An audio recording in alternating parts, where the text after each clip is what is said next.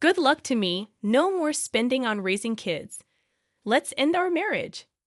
I was completely surprised when John suddenly said these words while we were getting ready for a funeral. I knew he was selfish, but this was even worse than I could have imagined. I want to marry someone, but she doesn't want kids. If Charlie is still alive, I'll keep losing money on child support and medical bills, right? Oh, what a relief. It felt terrible that this man was Charlie's father, but I agreed to the divorce. My mind cleared, but inside I was boiling. I agreed to the divorce. Yeah, then I'll take the house, so leave as soon as possible. Just wait until the funeral's over. Fine with that. John left on the day of the funeral. I read Charlie's will. Jane turned pale while relatives glared at him with fierce faces. It was time for a counterattack. I'm Natasha, a 42-year-old housewife. I used to translate for a company, but now I freelance. My husband John is 45, 3 years older than me. We married when I was 29, and he was a client at my company. The next year, our son Charlie was born, but John, being selfish, hardly helped raise him. Charlie was delicate since birth, frequently in and out of the hospital. I often blamed myself for not giving him a stronger body. But despite his struggles, he bravely faced treatments and held on for 12 years. Things got worse around his 12th birthday. During his first rainy season, constant coughing plagued him. His body rejected food, and his fever wouldn't break. We hurried him to the hospital, tried 4 treatments, but his symptoms barely improved. Mom, sorry for being in the hospital again. No need to apologize. You'll get better, right? Yeah, I'll do my best. With a weak smile, Charlie spoke. Tears welled up in me, but I held them back, not wanting to show weakness in front of him. After Charlie finally dozed off, I called John, but no matter how many times I dialed, he didn't answer. Thinking he might be in a meeting, I switched to messaging. John replied the next morning. Seeing his message, I called him immediately, and this time he answered right away. What's up so early? Don't give me that. Why won't you come? Charlie's fighting so hard. Well, my presence won't cure him, right? And by the way, the hospital bills must be adding up. Tell the doctor to bill him quickly. What?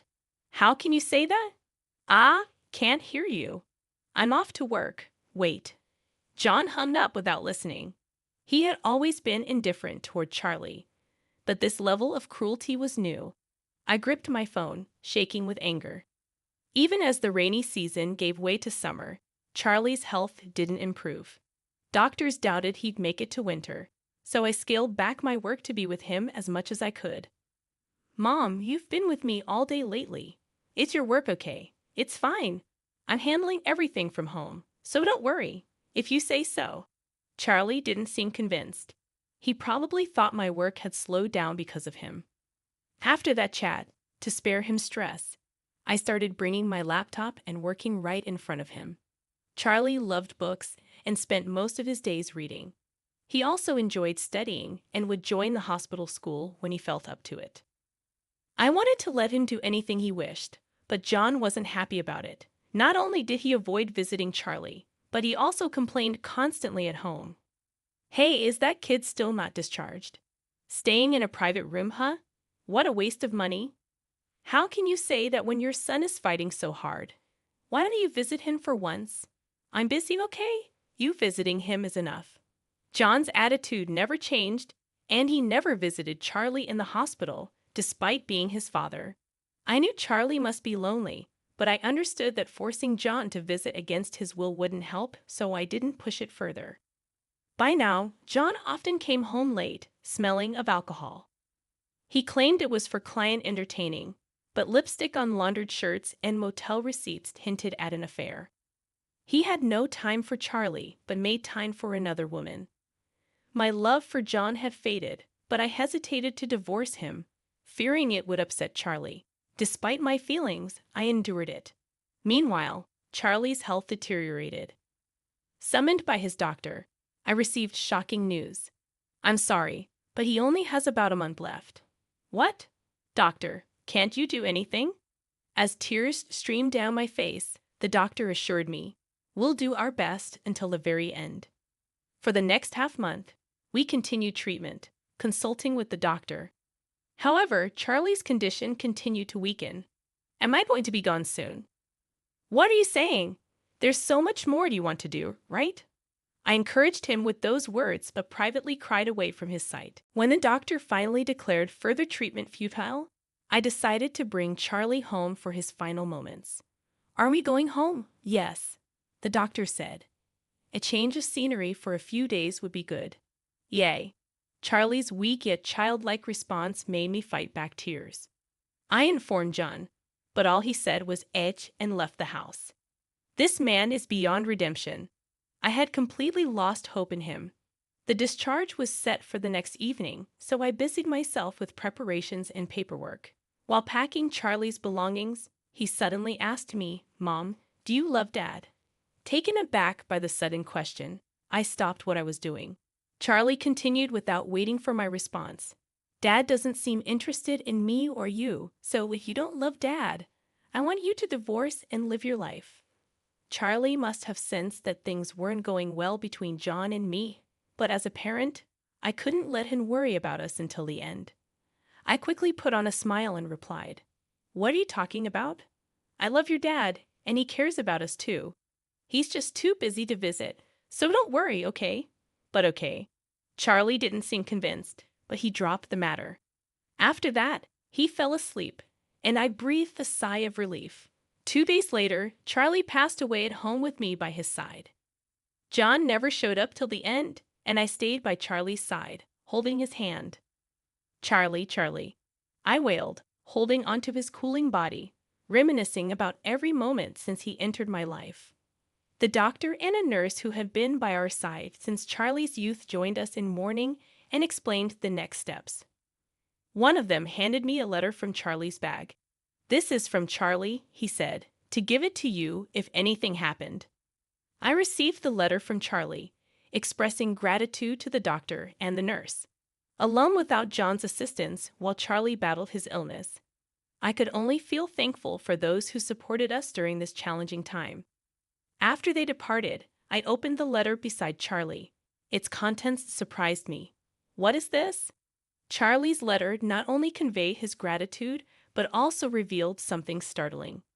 Even as the funeral director discussed arrangements, I found my mind consumed by the letter's contents. Despite this, for Charlie's sake, I had to decide on the details, planning a modest and homey funeral. Then, the day before the funeral, John finally appeared, still smelling of alcohol. Alone, I had no energy left to confront him. John, noticing my exhaustion, casually remarked, "You aged," as he pulled out more alcohol from the fridge to drink. "Tomorrow is Charlie's funeral. Where have you been?" "I told you I was at work. What's with all these complaints? Why did I marry such a man?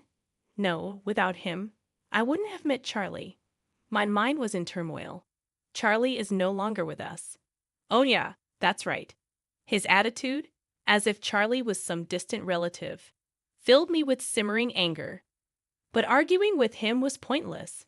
So I decided to focus on the funeral arrangements for the next day.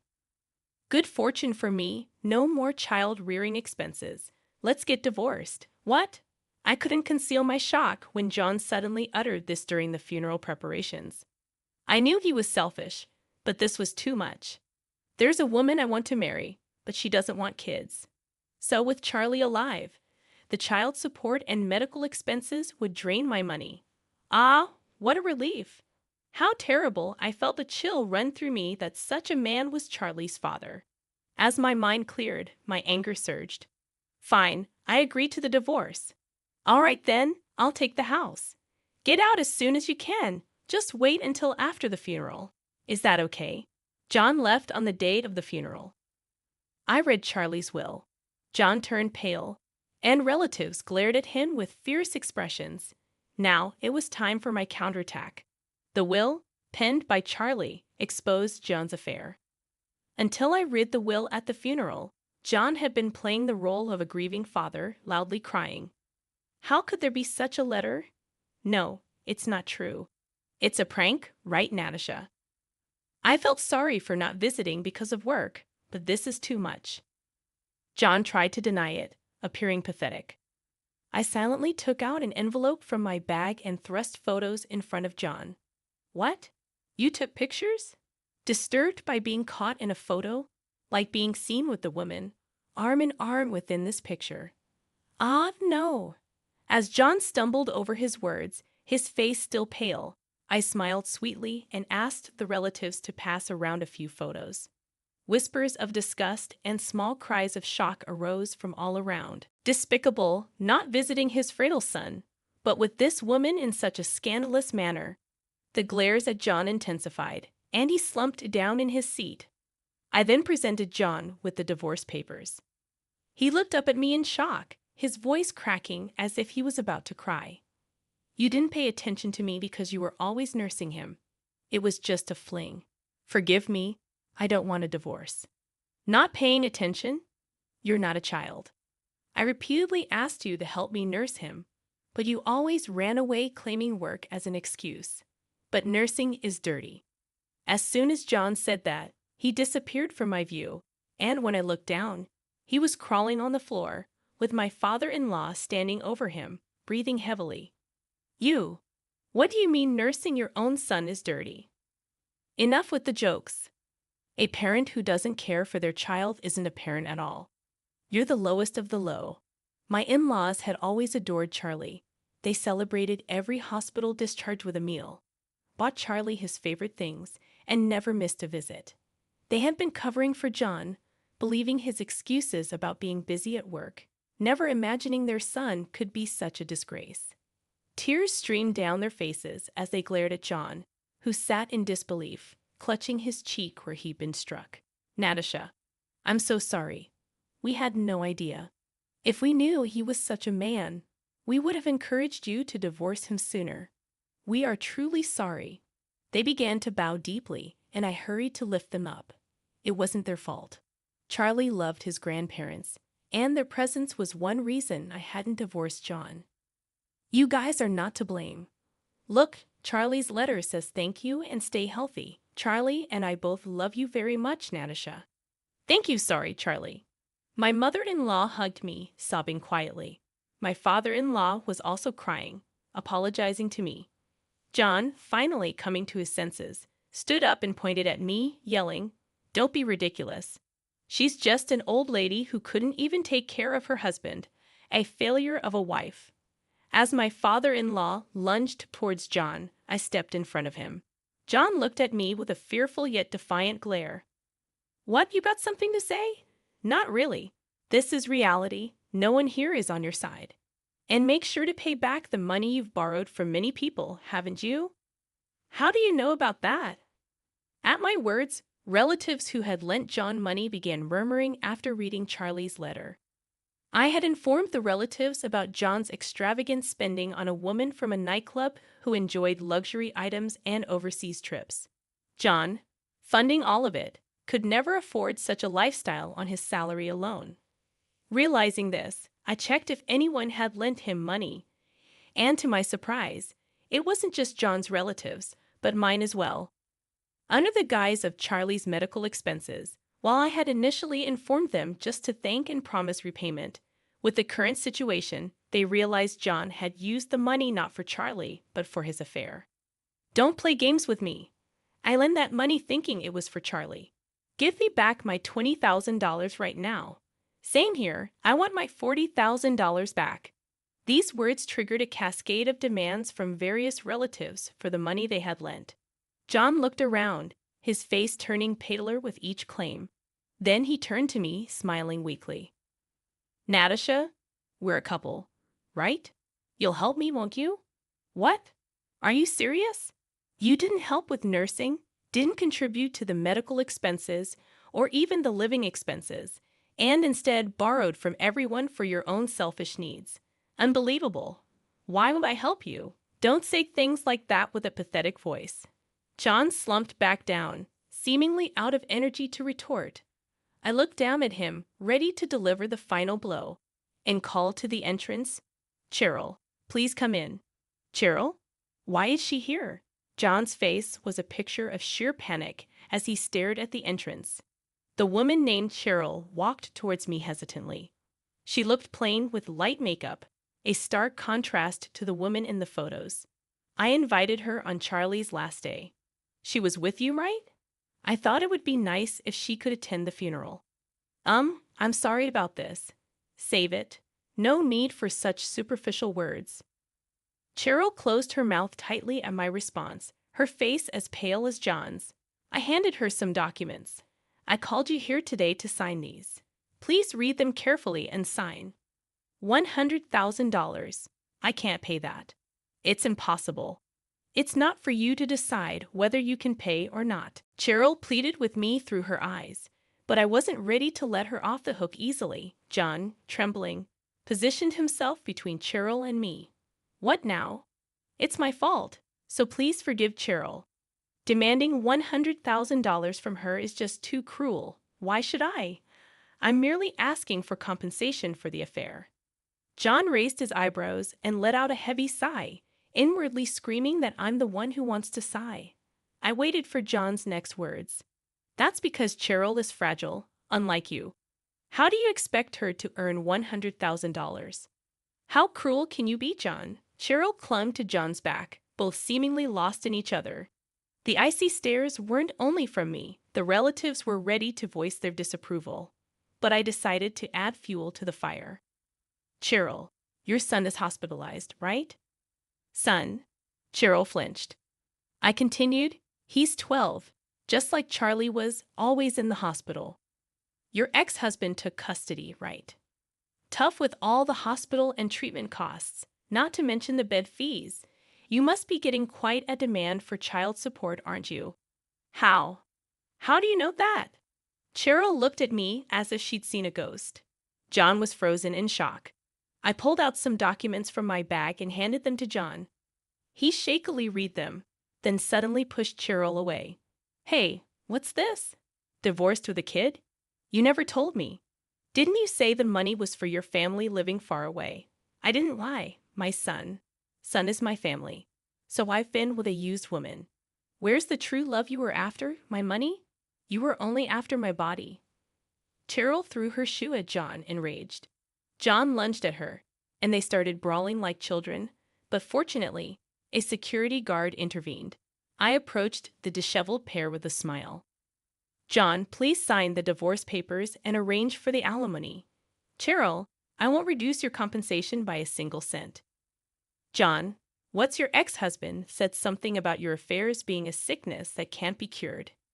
Seems like you have a few partners, so with that kind of leeway, expect enforced payments for the child support, treatment costs, and alimony. That's impossible.